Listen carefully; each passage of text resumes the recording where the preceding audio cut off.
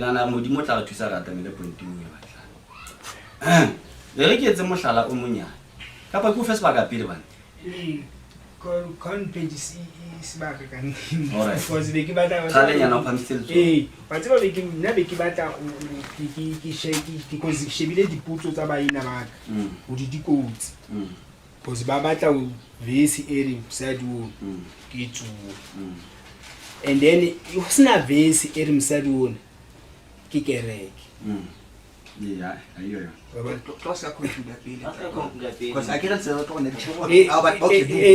batla ke pete okay ha gona vesi eri msadi wona o 12 noba e ka ba teng vesi eri msadi ke kereke mo e tla ba ikoutu ating but isa bulele chapter 12 Tshenolo 12 wa bona ka conclude a be ke batla ke pete a ke tsebe no ba utlwa ntwe ke bola because no ba vesi ka re msadi ke kereke but ha e bulele chapter 12 isa bulele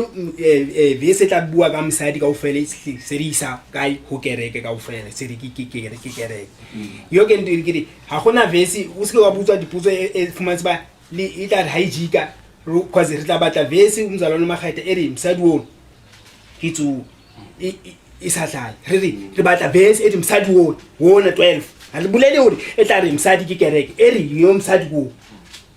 ke kereke jalo ka ile ne jalo okay ulukile le teng e tla re msadi wa 12 Tshenolo 12 ke kereke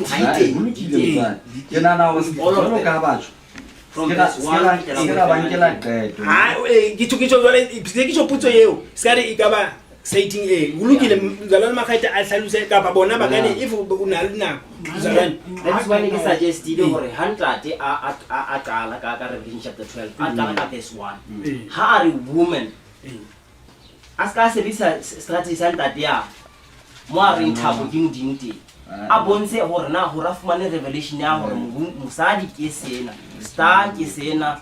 ore why Allah warning Allah date mo kwa ngutla putso ya ke ke batla putso ya ke tlhana ke tsena ona utlwa na putso ya mtswadi ntho bua ke tate mokre ke yona ina nda distume hanang ha bo mani mame wena hona jena na ntho bua ke tate mokre ha ba ke mo mametse hantle ore o itse ho ntate mageta hang ha qala a hlalosa temana from verse 1 ha qala ye ga mosadi o tshwanetse a itse kwa until ditema hantle ke dumelana le tate mokre wa bona o tshwanetse a ntshe ditema tse ka mosadi ke jwale o re yena ha ba ke amuka ke tsebe ha ba ke mo phatsana o re o tshwanetse a late dintlha tse tla supa hore mosadi ke ntwe nana eo yena a e bolela o tshwarela le mentate le re ke bua hantle verse re ke be wa hantle okay ha re tse njena re na molenge ka verse e tla ntate matisi ke bona ska ba tshwenya mtswa o ka nna o di badisa o be ntwe le nngwe ke go pala verse le ntlha ke batla ho utlwisisa point e bua jenda gore o etsetsa re tle ska sta ka nka le ka senya nako bazala a get the way to utlwang ka teng ntate le ntate ba na le tsebo ka taba e but by the way different ka mo wena o tseba ka teng so ha re etseng bonolo bazala because ke a tse hore ke ntwe e teng botho motho ha na le maikutlo a hae it's not simply a ka amogela maikutlo a motho e mong because gore if a ka amogela maikutlo a tswang ho ye mong o tla be a destroy a naga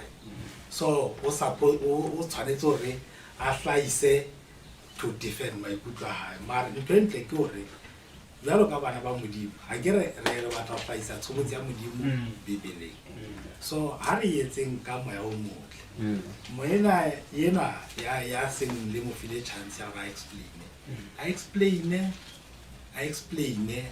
explain ka mo yena understanding ya hae ye mengati again le lona le explain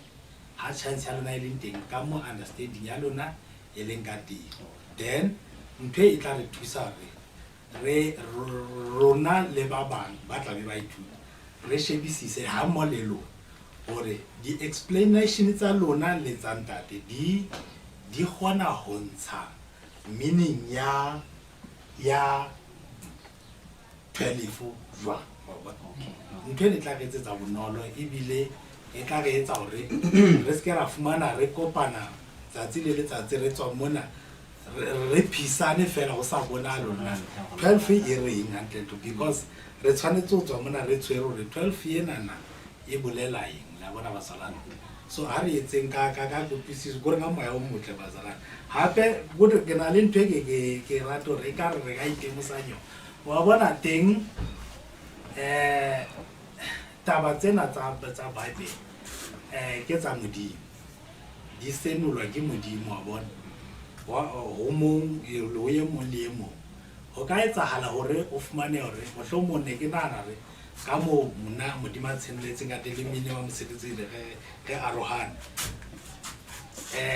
ka maikutlo ha re bolele ntho e le nngwe empa ha ditaba sentse di popa re be re utlwa hore ai man o tshwara ne re mpa re fosana mane le mane mara taba ya rona yona e nngwe ya bona lande bazalwane so ndinalo moya uthi bazalwane ukwenzela uba sesingayenzini ngoba ndiyayibona uba noba singathi masiqhubeke uyabona ngale ndlela ingayo ime kulaa nto yakulaa veki iphelileyo ndibona mna imibuzo ukuthi kubuzwana into ongazuthi uyabona just like if singaze sigqibele sesithi ngale ndlela umzalwana athi ngayo athi ndifuna ivesi ethi into ethile ininzi kakhulu into echazwayo ngabazalwane be-explain iBhayibhile esithi hayi ngale ndlela ichaza ngayo siyayiva. For example ngamalanga negqithile yakho nani ke ndaniva nivumelana nisithi kuthiwa irhamnqa sibata nisithi sibata ki-Catholic nathi amen nonke ndathi yazi le nto ngoku ndinimamele ukuthi hey xa noze ndithi abazalwane ndicele nindiphi ivesi ethi sibata ki-Catholic. Hey niyabona sabe sidayiseyichaza kangakanani but i-explanation yini iyakwazi ukuthi indinike into ethi hayi nxa bayicacisa ngezizathu nangezizathu ndithi amen. Niyayibona laa nto bazalwane. So andifuni uba side senze ngoba ke ndiyayazi uba nxa kongame umoya wempikisano hayi khona sizawubambana mpela uyawuthi ndifuna negama elithi intetha ukuthi andili ikuwo iyakwazi ukuthi nxa niyichaza ibe nomphumela siyivuto hayi lo mzalwane le nto ayithethayo nangenxa yale ntetha even nalapha ezibhalweni ndifuna ukuthi le nto niyivuba andifuna ukunitshintsha ngqondo yamoya. Uthi umposteli uPawulos amasirayele nxa iphume yiputa kuthiwa bayikhokeleliliwa kuthiwa kilifika kasutu le uthi uPawulos elo liwa yayinguYesu Kristu. Ayikho ivesi ke yathi uYesu liliwa but izizathu zakhe uPawulos ayikho into iliwa elake lahamba phambi kwabantu ngaphandle kwamandla kaThixo. Ngonqakathelo liwa nguYesu Kristu sinyanzelekile ukuthi hayi ngobuyesu ngamandla kaThixo ubanyani babekhokeleliliwa alenzeki liwa like lihambe iliwa liyashiwa ngabantu yayibona liwa ngengelishwa amalethembe esebenziso masithi mzalwane uthi uPawulos elaliwa lalikhokele uIsrayeli nguYesu elaliwa lalikhokele kuthiwa uIsrayeli wayekhokeleliliwa kuthiwa elo liwa uthi uPawulos yena elo liwa nguYesu. Yayiqonda laa nto. So laa nto ke wena nxa uthi ikhona ivesi ethi uYesu lilitye ithi laa ndawo phayana lilitye lembombo leseko sikhona indawo ezizawutsho njalo azizuthi uliliwa. Yaye safuna nxa senza inantsi idebate ndingathi ilitye neliwa yinto ohlukeneyo ngoba ilitye yinto efunqulekayo yeliwa liphatheki. Yayibona laa nto. So loo nto le izawube isenziwa yintoni ngumoya wopikiswano. Yayibona laa nto. Xa singenamoya wopikisana imandi laa nto leyana. Yayibona laa nto. Ngoke ntatimo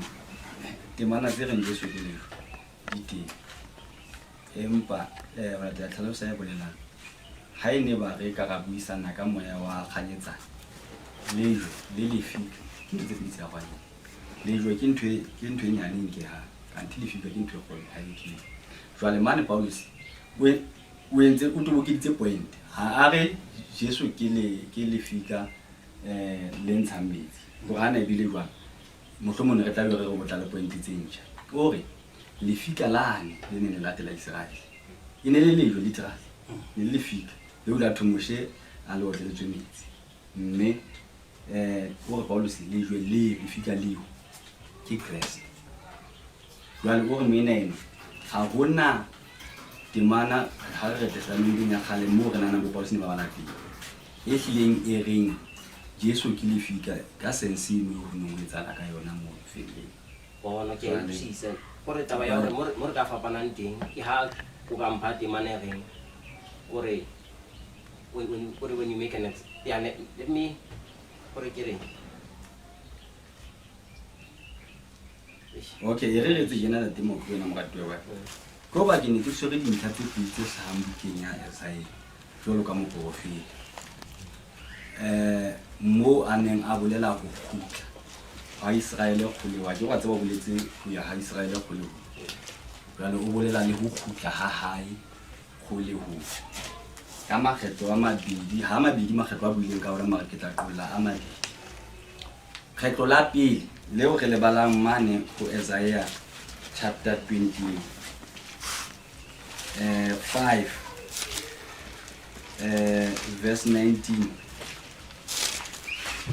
Sesotho mona se tlo sa taba mo ke go patlele mamela 24 ntshware 24 ke 25 ka 25 ke 26 no e patlele 6 verse 26 verse 19 mare taba tsa teng mona bileng ya Sesotho di bona di kala chapter 24 verse 1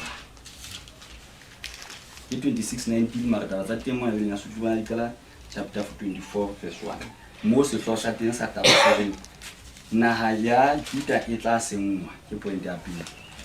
ka ga go bidia taba tsena e tlo bua ka Babilona a fediswe point ya boraro e re Jerusalema yena a boele a haupe ka mantswe mang passage nyena ka ofela go tswa bo 26 man ke tla be re ithutile ka ntlha tsena tse tharo Jerusalema Juda ya sengwa Babilona ya fediswa ka morao mo then Jerusalema e boela e haua ha jwale re karolong ena eo Jerusalema e haua mona ho 26 ho 26 mona mo a reng 19 bafu ba hao a ba ke ba boele ba utlwe ditopo tsa ka di ke di tsoswe tsohang lona ba robetseng legoleng le thadi hobane phoka ya hao ke phoka e medisang mme lefatshe le tla ntsha bafu ba ho lona o bua dintlha tsena ka go Isaiah o na sa bui ka tso ya bafu yo re mona o bua ka go khutla ha setjhaba sa Israele go le ho nya ba dibona Jerusalem ha ile ena e hamu figuratively we bona jwalo ya we bona jwalo ka ho tsoha ha bafu the very same ketsahalo yona yo ha fihla ho chapter 66 verse 7 go khutliswa ha bana ba Israele mo ore go jwalo ka ho tswala ke re ka morona go jwalo ka tso ga tso ya bafu ka mona ore 66 verse 7 Isaiah 66 yeah 66 verse 7 ha o sheba go tloa mane chapter 60 mane ka karetso ya taba tsena ka fela tse bua mo ye re Jerusalema o tla boela a hamu ba le tla he ka re tlasa so se so e bua ka poloko ya Jehova ka go bolela ga poloko e bua ka go fitla ga poloko e bua ka le tla tife e bua ka thapelo ya setšhaba ba le ditlo fitla meputsong ya Jehova ditlo tseo ka fela ke tse buang ka go khutliswa ha bana ba Israele Babilona ba busetswa lefatsheng le leng la habo bona la Jerusalem e se e re number 7 a iso ho bohloko o setse a belehile a iso ho le matswa o setse a hlaisitse eng mora ke mang ya utlwileng taba e jwalo ke mang ya boneng e tshwanang le yona naha e ka tswalwa ka tsatsi le le leng kapa setjhaba se ka tswalwa hang na ha e le mona Sione a tswala bana ba hae ka pele a sa qala le ho utlwa bohloko. Jwale nthwena haeba ho kgutla ha bana ba Israel Babylon, modimo ntho o e bua symbolically e le tsoho. O kgutla hape a e bua symbolically e le ho tswalwa, ba tswalwa batho ba ka ho etsa jwalo. E batla e mmakatsa hore ebe re ka stakisana hona jwale ha re tsoho ya morena Jesu ke tswalo. Mme tswalo eo e etsuwa ke mosadi. Mosadi eo ke ketsahalo ha se motho. Mme ditshobotsi tseo mangolo a re fang tsona ntlheng ena ya tsoho ena eo re bolelang, di fihla di matcha ho Tshenolo 12. Tsoho ya Jesu e boletswe pele ke molao le ke baprofeta, ho tjho Petrus. Tsoho ya Jesu e etsahetse ka kganya ya modimo, mosadi wa apere letsatsi. Tsoho ya Jesu e boletswe ke baapostola. Baapostola ba e boletseng ba tlatsitswe ka moya o halalelang, ba lekangwa kapa ba tshwantshwa le dinaledi. Buka ya Daniele e tjho jwalo. Buka ya Daniele e re ho ba bangata ba hlalefileng ba tla kganya, ba kgannetseng ba bangata ho lokeng ba kganye jwalo ka dinaledi. Ka ho phatlalatsa tsoho, baapostola ba kgonne ho kgannela batho ba bangata ho lokeng. Ha re bueng ka taba ke ena ya pele, ke batla ho le bontsha fela hore ehlile ha re bue ka ntle ho mangolo. O ska re hobane a ke re jwale ke a tseba motho e mong o na le hore a bitwe ke ntho hore re tla be re bua ke sa renta sheba ka mona sheba mona dintlha tse kaofela tse buang ho batho ba tsebang mangolo ke mangolo. And le tsona ka tsa dipheta mare so ke na jalo ka se le tlo tshaya bana le bana. Ho thwe tabeng ya baapostola ba tlatsitsweng ka moya, mohlang moya o theoetseng ho bona ntate mo. Ho ile hwa etsahala kutsi ya hore ho be le batho ba somang mono moketeng o wa Pentecost o no le mo. Ba reng batho bana ba tlameha ba tabuwa ba khotsi beine e tswa ya so. Petrus ke yena moena la ema ho lata ka mongolo wa hlabisetsang ka teng. Ona ntse ena le baena ba ba maro ile a ema a hlalosa hore nthwena e etsalang mona ha se botawa. Le dinako tsena tsa ona tjena sa lefuku ha se le jo dinako tsa hore batho ba se ba tlo. Yaba ore ntwe le bonang e etsahala mo ke nthwene e boletswe ke moprofeta Joel. Atla le yona a ba fihlela ka go le se ke ikhutile Elia diketso 2:22 man mareng. Jesu Kriste le mosipitsweng ke modimo ka mekale ka mehlolo ka mesebetsi e matla o teletswe le fuka mo go tile mo modimo empa modimo o mo tsositse ba fu mo molokola ditlamo tsa lefu. Ha twa mo sa kena ditabeng tsa boprofeta tse buileng ka o tsoa ha morena Jesu o se are jwalo ka ha go boletse Dafita pesalemeng e nngwe a re Jehova o ithutile eng tsela ya bophelo wa o ile wa lesa moya wa ka ngalong ya batho ba ke le sanana ya ka hore e bone ho bona kapa mohlanka wa hae hore a bone ho bona ha tshwere dintlha tsena tsa di buang a re di etsahetse ho morena Jesu ke dintlha tse buang ka tsoho ho tloa ba profeteng wa bona a re Dafita a bile ntho tse bana beso yena o ile a hlokahala lebitla la hae le sa le teng mona ha ra rona le kajeno empa jolo ka ha ene e le eng mo profeta mme a tsebile hore ka nama Kriste o tla tswa lebopong la hae o boletse tsoho ya Jesu Kriste e sa le pele a re modimo ke twa le sanama ya hae hore e bone ho bona ya sa ka nga bona ho bola hae modimo o mo tsositse ba fu o thewile ka dintlha tse wa ba bua le ka o nyolola ha hae le hodimo Kriste ke mona mo itseng ha qeta ho ama point e reng Kriste yo lona le mmolaile modimo mo tsositse mo entse morena le Keresete e se re 238 ya diketso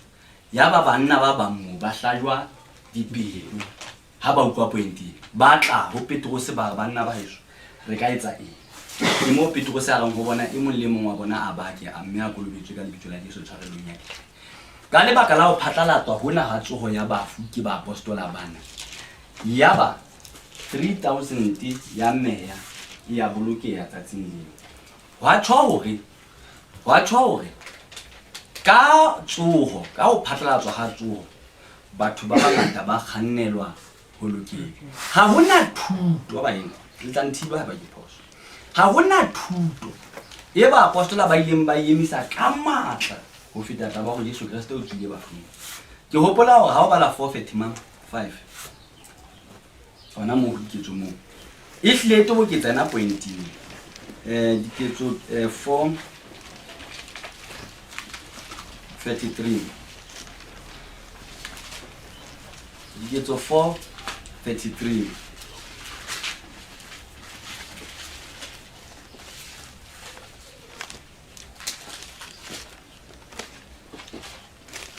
ba apostola ba ne ba paka tsoho ya morena Jesu Kriste ka matla a maholo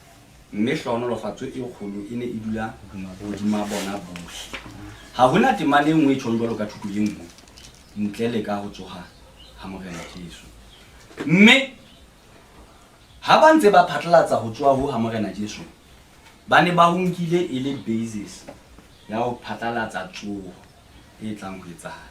ba ne ba bolela tsoho ya bafu ka tsoho ya morena Jesu Kriste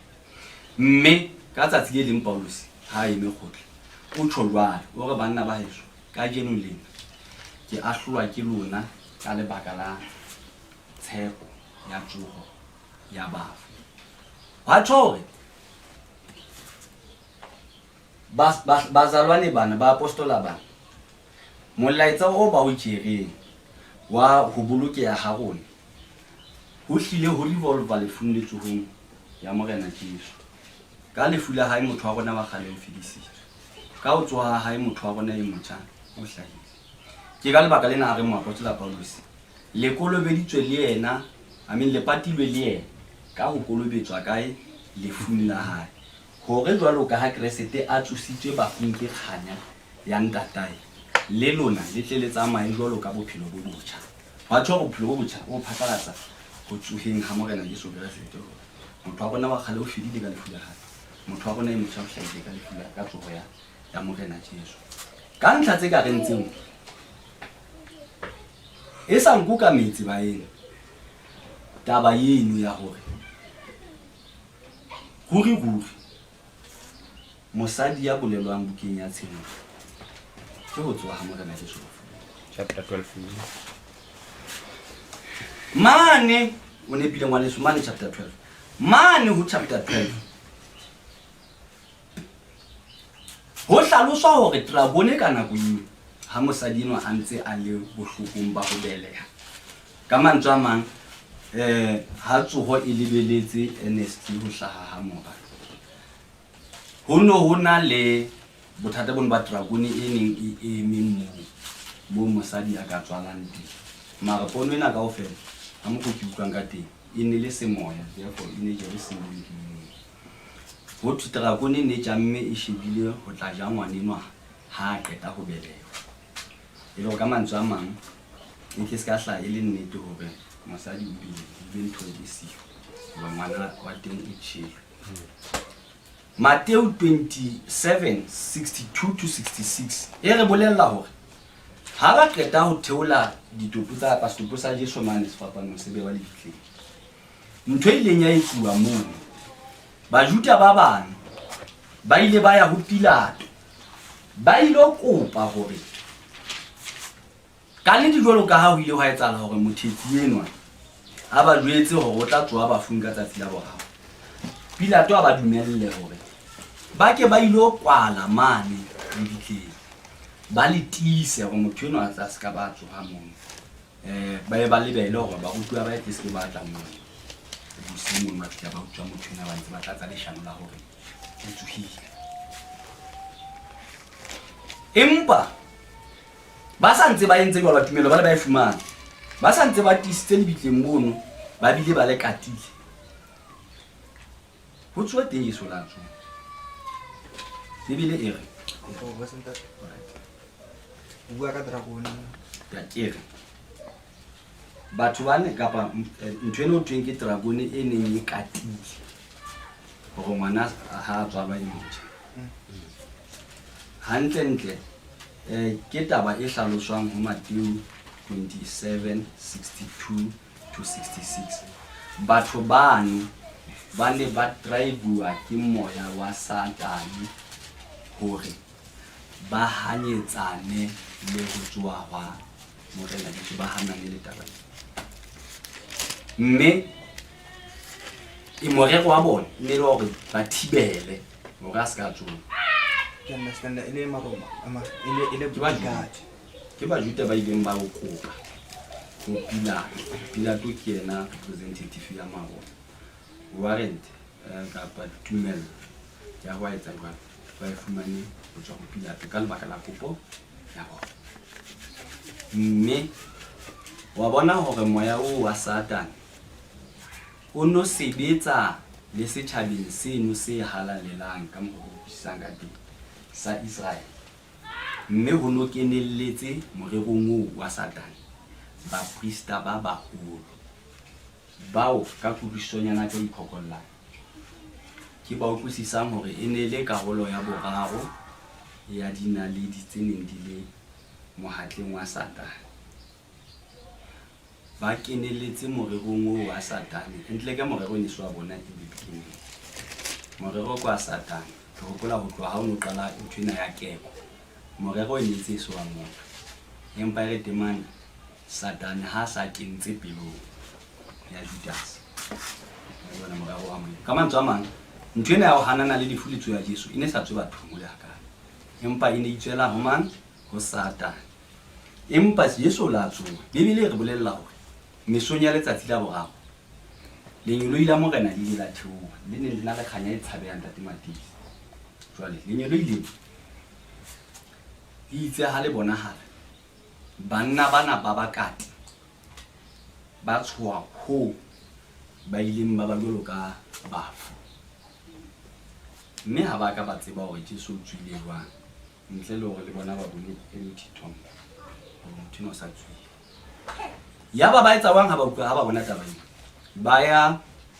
ho ba prista ba baholo ba re ho bona motho yane o tswile ba prista ba baholo ba etsa jwang bona ba ntsha tjhelete ba balla tjhelete ba go batho ba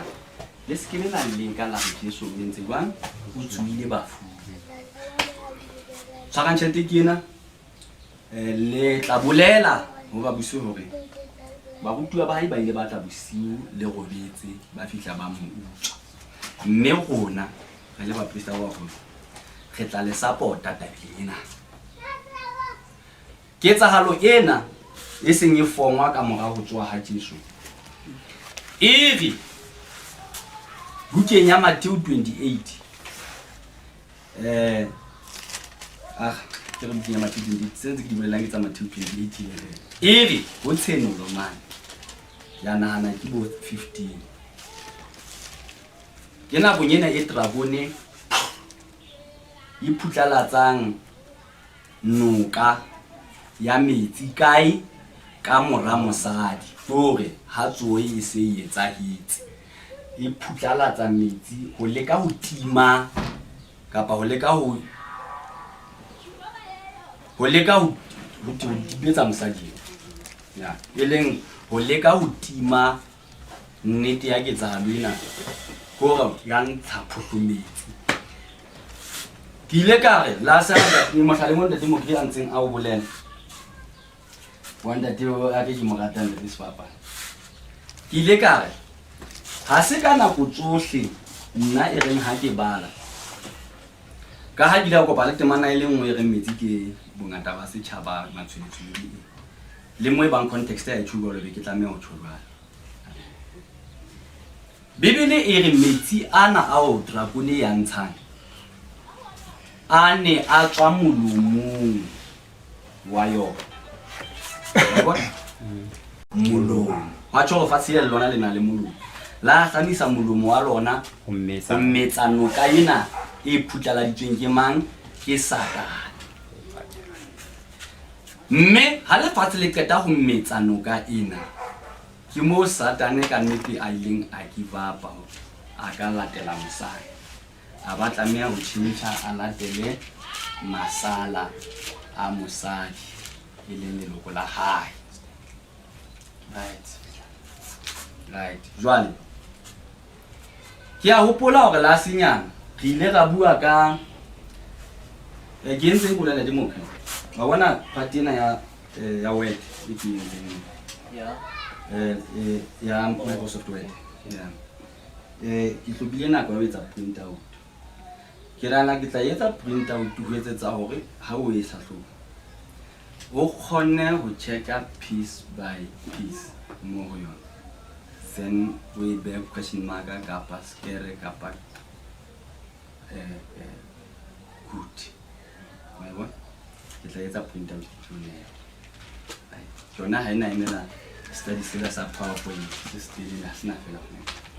jona e tla immediately ke fumana mo tla etsa print out ba ke qetile mona ho word ho ile wa hla taba e reng okay ho lokile he haeba mosadi ke tsoho yes ra ukwa he o la khona ho ba le dragone ka lebaka la ho fofa ka diphio tse kang tsitsang gana ke gira ka mehlanda tera susuke banna hae o a rate o mpha tlhalosetso tse monate a holo dintlheng tsena o re ntate ra thusi a nkeletse bukeng ya Isaiah ma o re ntsukino nyana e mathellang hodimo haholo wa bona o re ya fofa yo di jwale wa tshore le batho ba tshepile modimo ba ne wa diphio tse kantseng tsa ntsu hore ba fofele hodimo mara na literally hore ba tla fukwa mona batho ba ka ba thiba ba re ba lo empa hona le ntwe bolelwang mono tabeng ya maphio ano a o ya fuwa jwale e felletse maphio ana ntate thuntsha hore e balehele felle mo felle mo yang e ne lokiseditswe ditulo ke mang ke modimo o mosadino ke ditulo matla nna fetswe teng matsatsi a sekete se nang le makgolo a mabedi a mashome a tsheletseng wa bona ya ba kere nakong yena yo ba nna bana ntate ratsuka ntate Simpiwe nakong eo ba neng ba le busy ho forma shanolane la bona le tlatla le phatlalatswa ka mora hore Jesu a tsoha tsebo ya tsoho ya Jesu ka bonnete ba yona e nentse e fatilwe ho ba apostola bana ka nako yena eo tsebo yena e leng ho bona boemong bona bo ke buang ka bona ba ne ba iso amohele eng moya o halalelang therefore ba ne ba le jwalo ka naha e senang baahi yaba modimo o ntsa fepa tsebo yena ya tsoho ya Jesu mona ho ba apostola ka taba tse hlaloswang mane ho diketso 1 verses 2 hisa ho 4 haeba ha ke fose o bolella Theophile ho lengolo la pele la lentseng o lentse ka ditaba tsohle tseo Jesu a rutileng ka tsona le tse a lentseng a di fihlisa letsatsing leo a nelositsweng ho bona ka lona ka morao a laele ka moya o halalelang wa bona ba apostola bao a ikgethetseng bona bao a ileng a ipontsha ho bona ka mokgwa e mengata a boela a phela ka dipontsho tse ruang tse kgodisang nako ena ha ntsa itlhaisa ho bona ka dipontsho tse kgodisang ho ntso fet ka mantswe a mang tse ba even more convinced hore ka nnete Jesu o tsukile ke hopola hore le wa o qetela mzalwane ya neng a sa ikgodisisi hantle nthwena hore Jesu o tswile ka lebaka la hobane modimo o batla ho fepa taba ena ya tsoho le mona ho yena a iukwe e phela e matlafaditswe o la tlameha hore Jesu a ipontshe yena a boela a phela. Mzalwane o ke Thomas o na re ho ba apostola bana ba boneng Jesu ha ipontsha ho bona a butse a phela. O na re ho bona nna e ka re ha ke sa kenye menwana ya ka maqebeng a hae le lehlakoreng la hae ka nnete ha ke na dumela hore o tsuhile. Ya ba ka tsatsi le leng ba kopane Thomas le yena a le teng Jesu tholo ke ha ithaisa hara bona ha sa ithaisa hara bona a re ho Thomas tlo kenya menwana ya ha Thomas itse ha le mo hore ka nnete e hlile Jesu o tsuhile. Ya ba o itiela fatshe hore morena wa ka le modimo wa ka. Ya ba Jesu o re ho yena o wa dumela hobane jwale ho bona empa ke re ho wena ho le hlohonolo ya dumelang le ha a saka a bona wa tshore he le motho yo a neng a dumetse ka thata hore fela Jesu a tsuhile es ele karolo yo tsebo yena ya go tsoa ha Jesu e beilweng ho bona o tla lokelwa le yena a godiswe ho ba sepheo ke hore batho bana ba hona jwale ba leng jwalo ka lefela sepheo ke hore ilo ba dipaki tsa Jesu nakong eo ba seng ba phatlalatsa ho hlola ha Jesu lefu ka ho tsoha hae bafu hobane nthwena e leng tsoho ya Jesu ke tlo hodima lefu. Ke ka lebaka lena a re male ho Tshenolo bona Johanne ke ne ke shwele empa jwale ke tsa jwang ke phela ka mehla le mehla ke tshwere dinotlolo tsa lefu le tsa nqalo ya ba fa tshwa matla ohle jwale a ho yena o hlotse lefu hona tla buka ya Timothy o hlotse lefu mme a beya bophelo le ho seshwe le seding ka evangeli ntweo ine ke ya bua a sa tsoha bafu ha na sa tsoha ine tlaba o hlotswe ke lefu empa ka ho tsoha hae eba o hlotse lefu ba phatlalatsi ba ntweo pele ba ile iphatlalatsa ba lokela ba be convinced hore o fela a tsuhile. Tsebo yeno ya tsoho ya morena Jesu e bewe ho bona mme e ne e prove ka makgetlo ke modimo ka dipontsho tse kgodisang hore o fela a tsuhile. Ka nako ena he a ntseng a ipontsha ho bona ka dipontsho tse kgodisang hore o fela a tsuhile. Buka ya Tshenolo e re mosadi felleng o ntse a fetwa o fetwa ke modimo nako eo e lekanyeditsweng ha ba se ba neilwe moya jwale ba tswa ha bonolo ba kgodiseile hore Jesu o fela. Ke hopola hore ene le yona taba yena ntate Thuntsa pele ba ne wa moya e ileng ya qholotsa Petros hore ne re ka se tsogele 11 mona ho a phatlalatsa tsoho ya mang ya morena Jesu re ka se tsogele 11 re tlameha re tsogele ba kae 12 ya ba etsa jwang hobane jwale Judas o na sa le sio a suggesta moinenwa ka ba ena bana ba bang ba 119 ore Judas e neng ile mongwa o sile tshebetso ena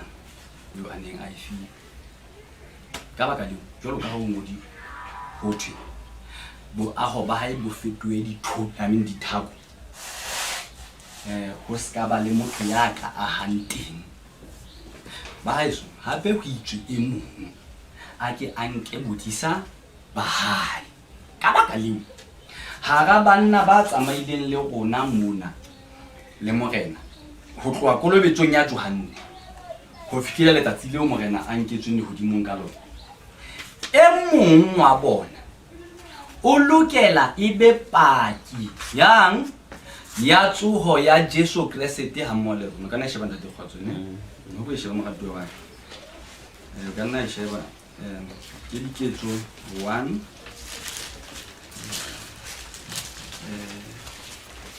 Trinke 21 le 22 fela go lokana. Shebe le tswa rone se mathile ka baka leo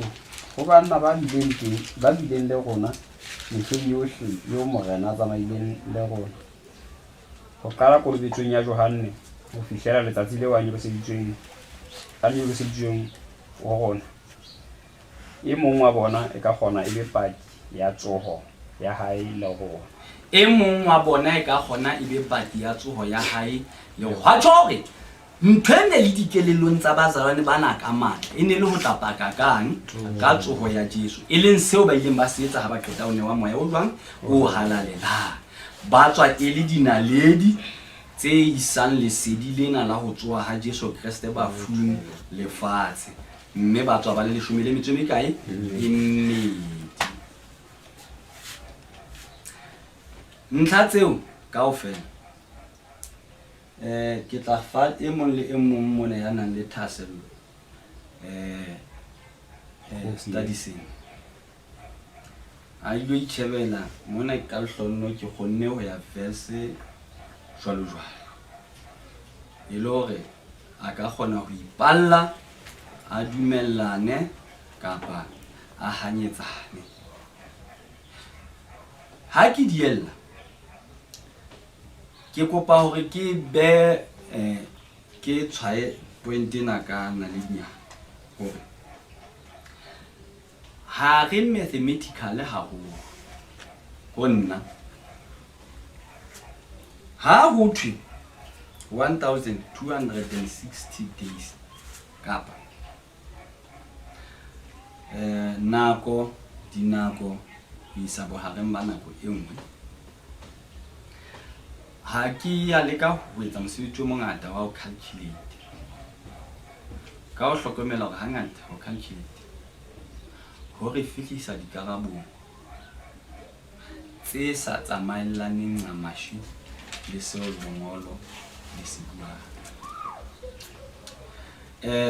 Ka makgetlonyana a mangata ao ke ithutileng di-calculation tsa batho ba bang ka ona ke kopane le bothata bo tshabehang. Batho ba calculate ha ba sentse ba na le karabo yani o ka ipotsa hore le ba calculate na dipaki tsa mo tsa Jehova bana le karabo e re 1914 Jesu o la qala ho busa ho sa history ya karabo yo pele then bua mangolong ho kopanya tse ding tsa dintlha tse buang mangolong hore di batlise karabo ena e sentseng ba ifumana ka baka leo hore karabo di-calculation tsa bona di batlise hantle karabong ena ho tlameha ho sengwe mangolo mona le mane kapa ho sengwe history mona le mane hore moe bangene ka re fa answer e tla re isa mo isa tshwaneng lena re tlose tlo kgona hore hlahisa karabong ena e re e batlang. Jwale ke fumana hore ha re etsa jwang re tlo ithumaetsa ka thata hobane ha re ka kopana le batho ba balang fine mono mo re e ropileng teng ba tlo e bona we ba re leshano le pagi yona wa bona e leng twene re le ra etsa he rona le batho bao ba dipaki tsa Jehova ne ke na le ntate kgotso mona ka le moseseng le ba bang le nne ra etsa le bona mara ne ke batla etsa mohlala ka ile le moseseng mo e leng hore re ne re bolellwa yona taba eo yaba re botsa ntate moholo eno aneng a re letsa yona o ka fisisi ka mona a utata re bolelle palo ena le nka kae le times tse jwang kaena la divide jwang kaena a mageta e tla dubana se ke le moholo mme tsona nna wa ntlhola ke tla le bitsetsa thakala hao e tla khona ho fa mmetsona pelong ya ka ya okay a utata ne ho tjho hore evangeli ya hao ke ya di-bright mathematician e seng thaka tsa hao tse ituletseng hae kwana mapolasing tse sa kenang sekolo hakaka. Yaba he o mpitsitsa thakaka ha e fihla ga di supa dintlha tse neng re di supile ho utate ngwane wa motho o na sebetse e le gona bonang hore ba shumetse le shangna potileng ai bona ga tloela metse ga ya texting ka boyona ga re Jesu ha are dintwa di tshwaya go ke go tla ha hae ha tshwa o re dintwa di tla etsahala ka morago ho tsona e be le hona ponahalo ya mora motho e hlahang wa bona jwale lona ha le re lebaka la bona le supportang hore 1914 le ha Jesu a khutla ke hore 1914 ke selemo seo ka sona ho ileng hwa qhoma ntwa ya pele ya lefatshe then ba ya ho Matthew 24 Luka 21 ho bontsha seo hore ka nnete ho bue tabeng ya ho tla ha Jesu hona le mo ho bueng ka dintwa yaba ha ba sa bala fine ke re thasello ya bona e ho selemo sela 1914 yaba ha ba sa bala fine hore ha o athwe o tla ha ho lwana re ka mora mahlomola a mehlaiu ha dintwa tseo di fitile batho kona ba tla bona wa tjho he ha ene bana re ka ya ka mmetsona bona re tlo tlameha hore Jesu o tlile ka morao ho 1914 e seng ka 1914 wa tjho ba fositse text ya mangolo mme ba tla itse di calculation ene ntho ya disa hore di dela nyefolo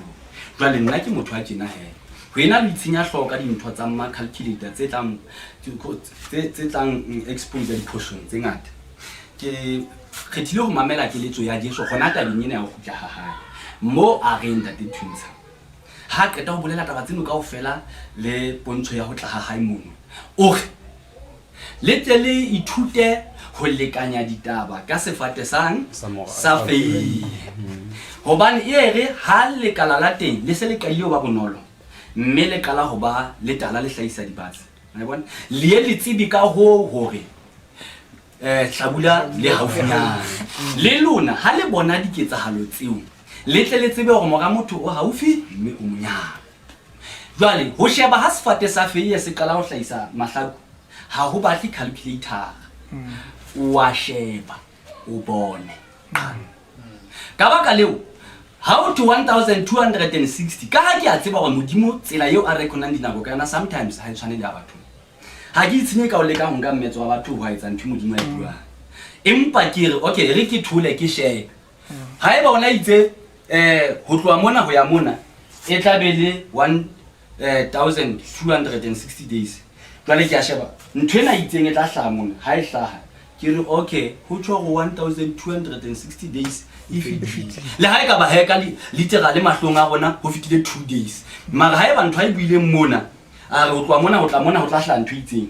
mme tla be le nako e kana ho ya ka mokgwa ena a buang ka teng ha ke re enda jwale ho e hlaha ka nako e ka ke bala ka mokgwa wa ka ke re no ho tsho ga ile mona ntho ena ho itswe tla hlaha e le jwale e le mona e hlahile ho tsho re nako e beileng modimo e fitile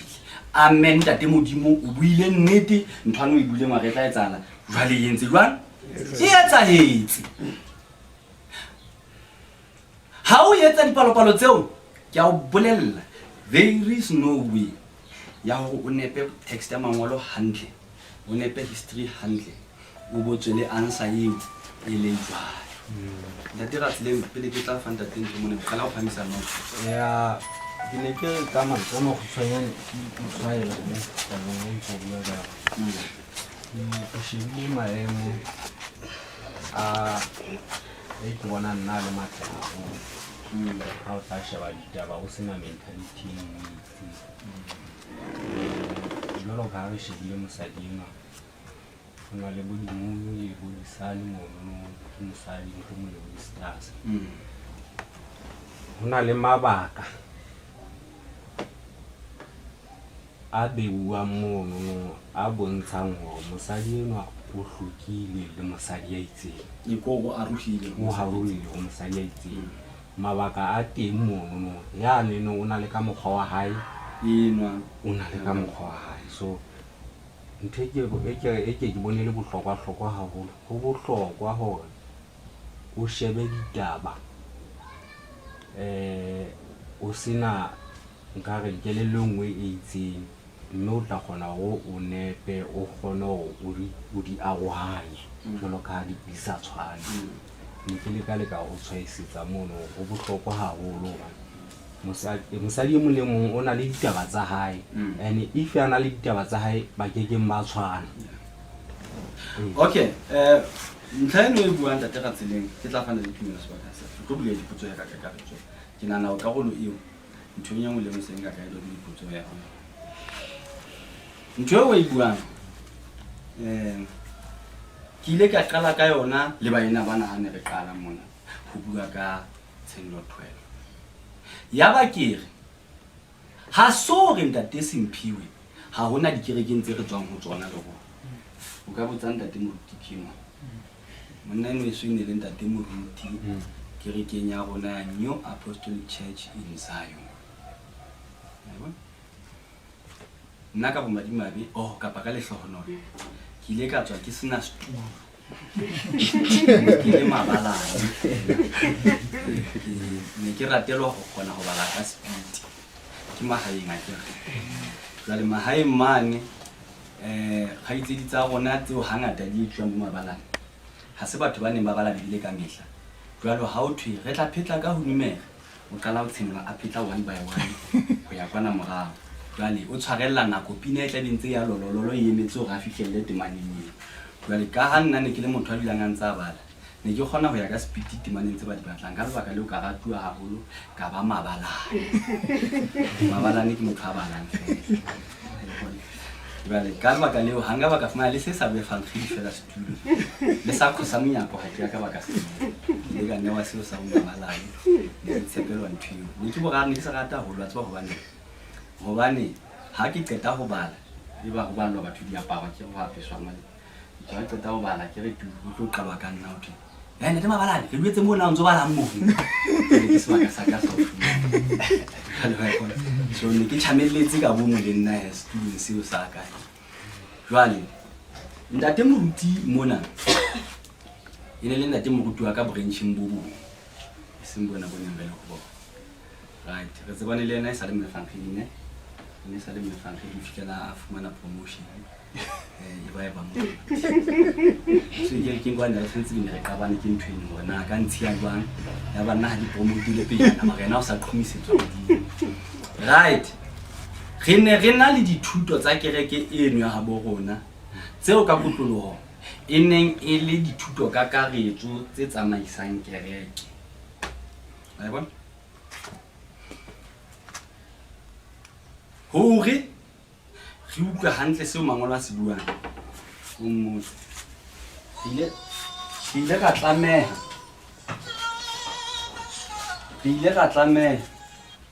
ya re ile ka tlameha ho hlobola thuto tseno tsa kereke ya bona ga dula fatshe ne re le ba ga go fela le mwene ne le nna e le yena e le ntate Theko ne re le ba ga go ka le motseng ga dula fatshe ya no ga phenyekolla mangolo ge hlobotse kelello ya thuto tsa mo re tswang hobane ga se bohlale ho hlwella hodima sefate ha o qeta o boina o se sa khatla sa maoto wa ha wa itematsa ba ha se khaowa mo se tlo wa le so ka ha se re le awe hore kereke ena ha e ntle ha e nepe mekgwa ya bona e mebe ha re na ha re hlahloa mangolo re tle re nkile kelello ya bona re tloela ntho ya kelello ya bona re study mangolo yo ka bana ba ithuta ha taba e re qaka modimo na re tsetsa ka mohabo ra khuma re rapela ntate modimo ne re dula every Saturday from morning 8 o'clock until 5 o'clock p.m. le bona te bana re ithuta mangolo mahlangana no swi o hotse taba di le jwalo mane lapeng a ba tsamaya a o inela pholoso ena ha ka ba ya sio o la ya pholoso tenele faith apostolic faith mission mme ha sa le mo modimo ya bona a nna qhotsa kelello ya hae hore ba batlisise mangolo ba kgothaletsa go be teng study mo faith mission ha se le teng modimo wa ba etsetsa ka mohao dintlhanyana tse ngata ba di nyarela ha ba se ba di nyaretse ya ba di nea ntate moruti ha ba nele ntate moruti a di amohela ntate moruti a batla lelekwa ke ha ke tsebe ke conference e kgolo ya ba etapele ba kereke ho holong kwana go dikota senyati ba batla ba mo leleka ya re ha hlokomela go tla phuniwa ke papa a ba khutla a lahla thuto tseno kaofela kanti kereke e tla thubela jwale he ka bokgutshwanyane ke re ha re etsa reproduce dintho tsa kereke re tswang ho yona ha re ithusi haholo re tlo sitwa ho hlwaya diphoso tsa bona wa bona empa ha re study ntho ene ke iqoqang hona tjena mo ya mo study le trapone ka nnete ha ke batle ho le bolella maka ha hona korante e ke badileng ya tholwana ha hona sermone ya Mr. Mamang e ke badileng ya tholwana ha hona ha ke tsebeng ka re ke rhapsody Bible dictionary e ke badileng ya tholwana kapa commentary ya Bibele wa bona ntho ke yentseng ke approach tse mangolo ka bona tsa thuntse wena bile wa hopola mos ha ne re qala mona bomfanting khalenyana le moholo wa ka re ne re kopanela preaching dintlha tsena re ne re di nyarela purely out of the Bible reading from the Bible re ne re satle ne ke sa re ntate twins out tlotle le modulu ya khwa wane o buang ka mosadi wena o ntlelele tsoha ya le buang ka mosadi ka hore ntwe neng re batla le ntseng re batla hona jwale ke ya hore re utlwisise exactly seo moya o halelang o batlang re setse ho feta seo mongodi wa kereke a batlang re tsubang re setse ka mabaka ana he ke ka lebaka le utlwang ke re ha re ka ra batla ba mathematical ha dintho tsona re di pule ntho tsa batho mathematical ka bo di mathata a tsona dipotso pele ke botsa dipotso tse dintsi ya ntate ke batla wa pele ntate Makgetho o buile nnete ntate Makgetho a le se o e buile mo ke Bible a batla o bua maka ntate o buile nnete ne but I don't see some of the things so di buang di kopana le mosadi ke hela more wa bona but a le se o buile ke Bible I agree but when it comes to interpretation I'm not for me akho dana ya ntate wa bona hona le mo le right teng ka me the moon but ke bona separate le moon le di stars ke itse ka botsa nka re ka comment okay no tlo ke ska ya la another thing I'm awake at okay ha ku ke se hore ke separate le moon le di stars the stars ya no ke nana re tla itlhagisa sentse re tlo present gore rona re di bona yana another thing re awake at the traditional interpretation tsa di denomination not the church ke rata so o you follow the church not denominations I go na le papa we are aware ka di tradition ba ke dina le tsone Seventh-day Adventist dina le tsone di Mormon dina le tsone you name it though ke wela under umbrella Seventh-day Adventist but I'm aware of a lot of things so I get like indoctrination I study a lot I get blind I study blind I even go beyond the boundaries of Seventh-day Adventist now then I get how we like for ke na le potso because remember ne ke bua da ke tsa go bala ba Bibele Reska kana for ke gona the first recipients tsa Bibele there were people for an example Jonah na ngolo go nona le di literal 7 churches go Asia the book of Revelation was for those people how about Tshenolo and those people even and you cannot separate Bible the culture in which are the Jews now for us to really interpretation we understand that clear we need to consider the culture of the people time in about now my question is who do work calculation now nagis the Bible ke bona gona majuda bana ba calculate a lot honali a case e building the Jews how about to calculate that no more Daniel chapter 9 because majuda bana le problem ka Messiah so they knew if there was someone who's going to be able to calculate or to the Messiah and they place the curse on that person. You can go and Google it. What like right? Now this tells me even the like 70 weeks in what the money how fast but how about baby? Other than Daniel, he calculated. Aberekisa mangolagama aka Jeremiah. So this shows me for the Jews had a culture of calculating. Okay.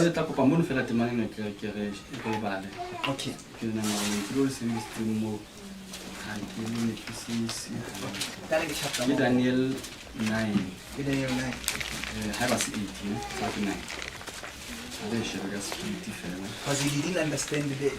the time, the 70 weeks. Or do I get into la calculation? Yeah. Okay. Look at calculation, but he did calculate. Okay, about the champion failure more to ha santsane le checka Daniel la ke tseng le ha ba ne le nahana hore ya ka mo ke nahana ka teng e le hore ntate ntaya ha o tla hlaisa ka moga dipotso kapa re mo tloela be di a hlaise ya a be di ntlha ya ka tlo ba khutswanya because ha ke tlo narrate ke tlo dumela hore re ba le Revelation chapter 12 and then ditibana tse ke di kgethileng they will paint a picture of kapa di tla dumellana Revelation chapter 12 kapa di tla fana ka lesedi la the way Yohane hana bua a hlalosa kapa a leka ho fitisa molaetsa motho ya taba a bala ho tseno a kgone ho tlisisa ha ntsa bua ka dinaledi ha ntsa bua ka mosadi ha ntsa bua ka eng gore na ona leka ho fitisa molaetsa o tshwana le ho fela o tshwana le ka 2 Thessalonians hana Paulus a jwetsa batho bana ona ba jwetsa ana bua ka puo eno hore batho ba tla dula fase ba manolla kapa bana ba gore ba kerekeng ha ba bala bana ba kgona ho tshisa hore na ona bua ka mang ha bua ka the son of perdition ha hlaela only by inspiration ka o bala lentswe la modimo so ke tlo bala ditemana fela ka o fela gona ke tlo bala ditemana tse bontshang verse for verse from verse 1 up to 15 ya Revelation chapter 12 for now ha ire mosadi re lata di verse mara ke tla kgetha gore ke etse ke di verse tse tharo re fetse ka pelenyana ho bontsha I'm not going to say anything. You are going to read that and then you say Kenana so let's say nana kenana ho ntate a nke phodia